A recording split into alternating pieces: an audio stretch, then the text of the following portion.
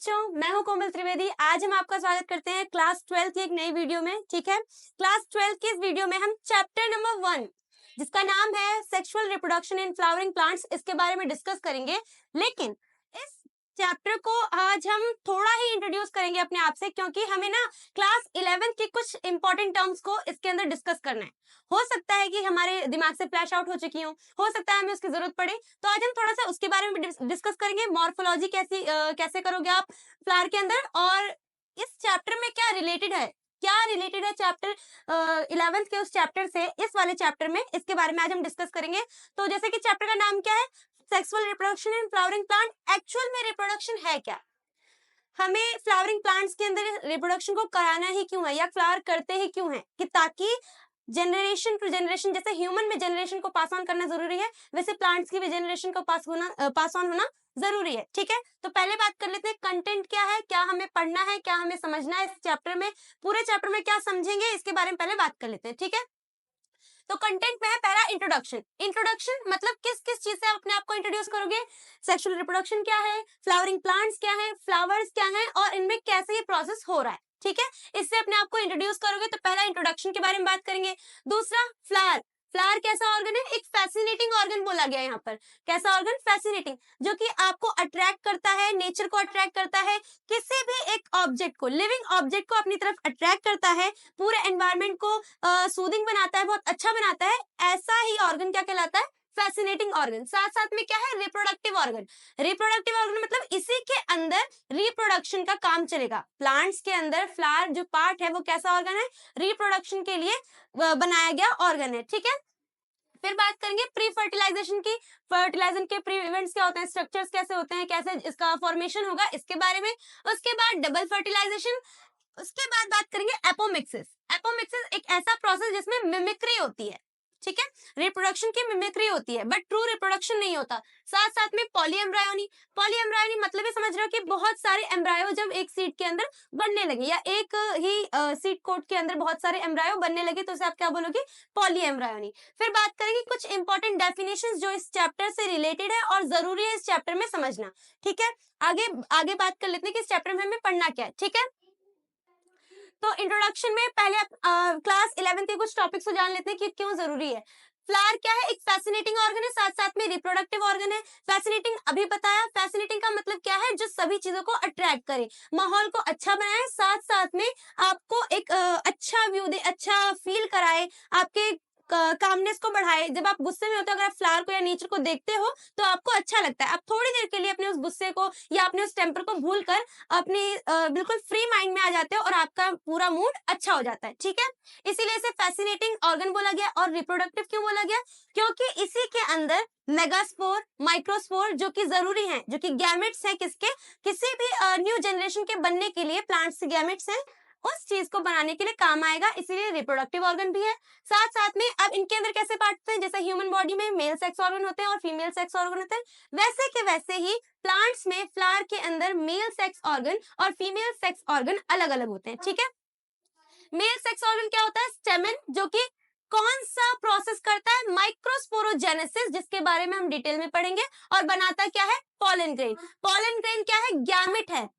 कौन सा गैमेट है जो काम आएगा फर्टिलाइजेशन में, मेल गैमेट है। ठीक है, फीमेल सेक्स ऑर्गन क्या है, कार्पल, जो पूरा मिलकर बना हुआ है फीमेल के पार्ट से, फीमेल फ्लावर के पार्ट से, और इसमें प्रोसेस होगा मेगास्पोरोजेनेसिस। माइक्रो और मेगा में क्या डिफरेंस है, माइक्रो मतलब बहुत छोटा और मेगा माइक्रो से थोड़ा सा बड़ा। ठीक है, माइक्रो मतलब बिल्कुल छोटा और मेगा मतलब उससे थोड़ा सा बड़ा। ठीक है, तो क्योंकि फीमेल गैमेट्स बड़े होते हैं मेल गैमेट से, इसीलिए मेगास्पोरोजेनेसिस के बारे में बात करेंगे। और इसमें बनेगा क्या, मेगास्पोर। क्या बनेगा, मेगास्पोर।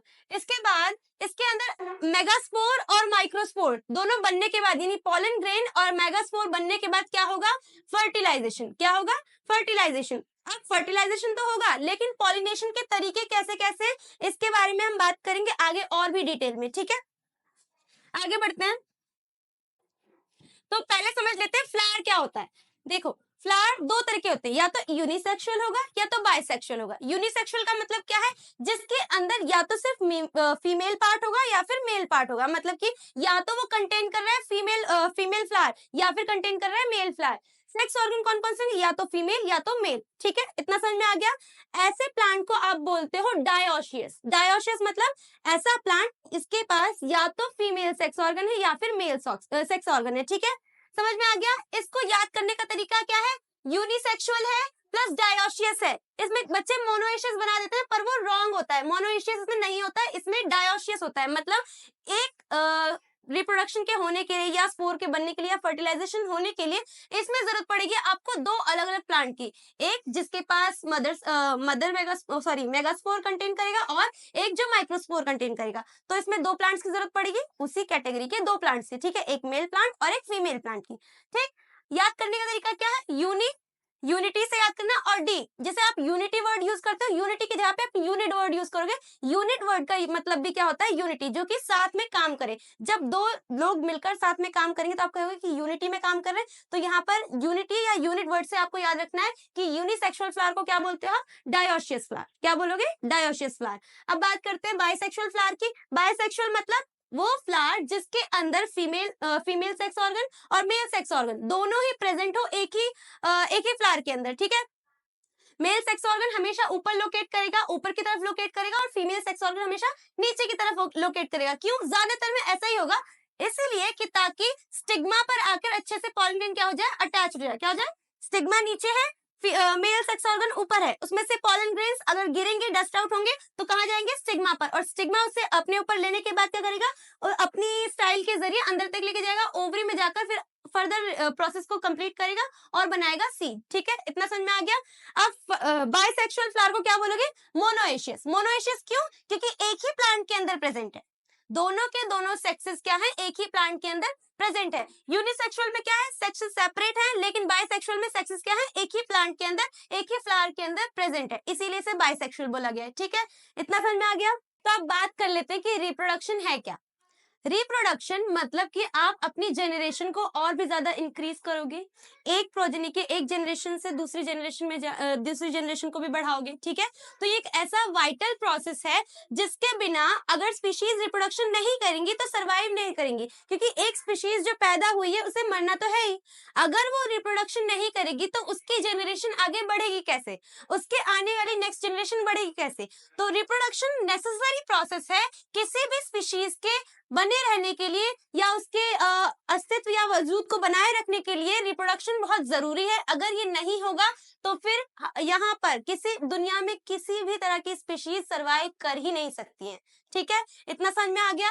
अब दूसरी बात कर लेते हैं, जितने भी सेक्सुअल रिप्रोडक्शन हो रहे हैं वो किसी भी सेल के अंदर, किसी भी प्लांट के अंदर, किसी भी एनिमल, किसी भी ह्यूमन, किसी भी चीज के अंदर नए वेरिएशंस को लाते हैं। किसको लाते हैं? नए वेरिएशंस को लाते हैं। जब जब सेक्सुअल रिप्रोडक्शन होता है तो बना हुआ नया प्रोजेनी या बना हुआ नया ऑर्गेनिज्म क्या होता है? इसके पास पेरेंटल कैरेक्टरिस्टिक तो है, साथ साथ में कुछ नई कैरेक्टरिस्टिक, कुछ नई चीजें, कुछ नया फेज आता है, ठीक है, इतना समझ में आ गया। फिर बात करते हैं जितने भी फ्लावरिंग प्लांट्स है, all the flowering plant shows sexual reproduction. जितने फ्लावरिंग प्लांट है वो सबके सब कौन सा रिप्रोडक्शन परफॉर्म कर रहे हैं? सेक्सुअल रिप्रोडक्शन, ठीक है। इस चैप्टर में हम पढ़ने के वाले हैं फ्लावर की मॉर्फोलॉजी। मॉर्फोलॉजी मतलब कि उसको डिस्टिंग्विश करेंगे, फ्लावर के अंदर कौन कौन से पार्ट हैं, कैसे कैसे पार्ट्स हैं, किस पार्ट का क्या काम है, इसके बारे में बात करेंगे। स्ट्रक्चर कैसा है, इसके बारे में बात करेंगे। साथ साथ में रिप्रोडक्शन के प्रोसेस को समझेंगे कि माइक्रोस्पोरोजेनेसिस और मेगास्पोरोजेनेसिस आखिर होता कैसे है, इससे स्पोर्स बनते कैसे हैं, क्या सारे स्पोर्स फंक्शनल होते हैं, कैसे आगे का प्रोसेस कंटिन्यू होता है, ठीक है।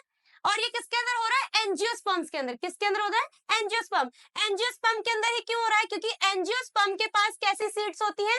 एंजियोस्पर्म के पास जो सीड होती हैं उन सीड्स के ऊपर होता है सीड कोट, यानी सीड्स कैसी है? ढकी हुई हैं, नेकेड सीड्स नहीं है।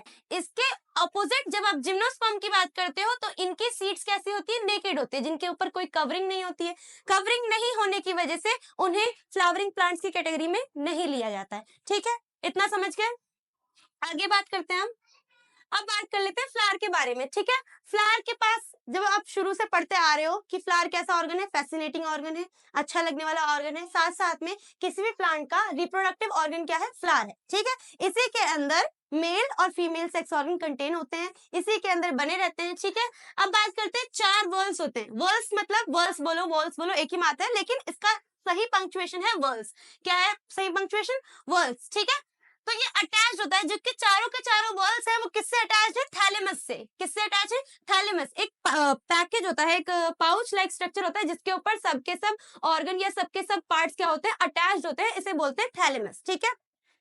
ग्रीन कलर होता है, थोड़ा थोड़ा कलर वेराई करता है, हल्का डल या हल्का डार्क हो जाएगा, वेराई करता है, ठीक। इसी थैलेमस को नाम देते हैं रिसेप्टिकल। रिसेप्टिकल मतलब जो सभी पार्ट्स को क्या करेगा, बाकी के अदर पार्ट्स को रिसीव करेगा, अटैच करके रखेगा, उसका नाम क्या है? रिसेप्टिकल। तो अब थैलेमस को अगर कभी पेपर में लिखा है रिसेप्टिकल, तो इसका मतलब क्या है कि वो थैलेमस की बात कर रहे हैं, ठीक है।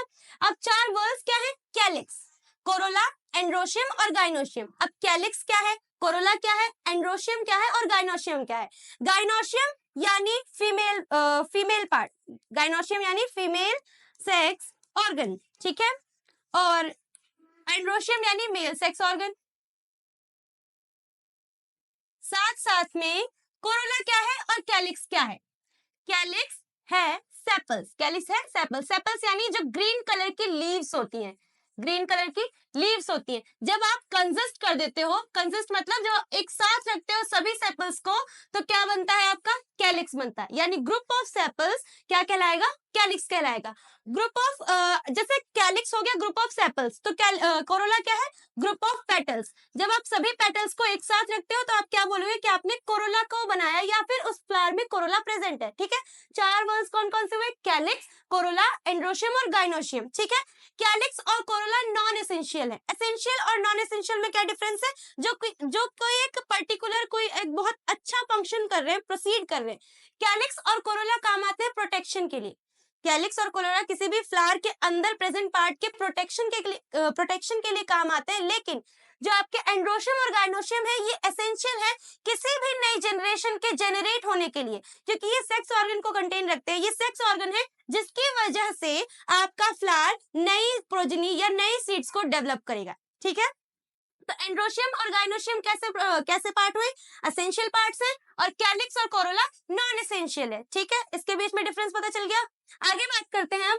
अब जैसे कि इस फ्लावर की इमेज में देख रहे हो, ठीक है, आपको सब सारे सेपरेट दिख रहे हैं, सारे ऑर्गन सेपरेट दिख रहे हैं, लेकिन इस फ्लावर को और अच्छे से समझने के लिए हम उस पूरे स्ट्रक्चर को, पूरे ही डायग्राम को अलग अलग करके देख लेते हैं कि आखिर में क्या है, आखिर में जो चीजें हैं वो है क्या, ठीक है। ये क्या लिखा है देखो, जिसने ओव्यूल को कंटेन कर रखा है वो क्या होगी? आपकी ओवरी। ओव्यूल को कंटेन करने वाली क्या है? ओवरी है। लेकिन ये जो ओवरी, पेटल, सेपल्स अटैच्ड है जिस चीज से, जिसे हम रिसेप्टिकल कह रहे हैं या थैलेमस कह रहे हैं, वो कैसा दिखेगा?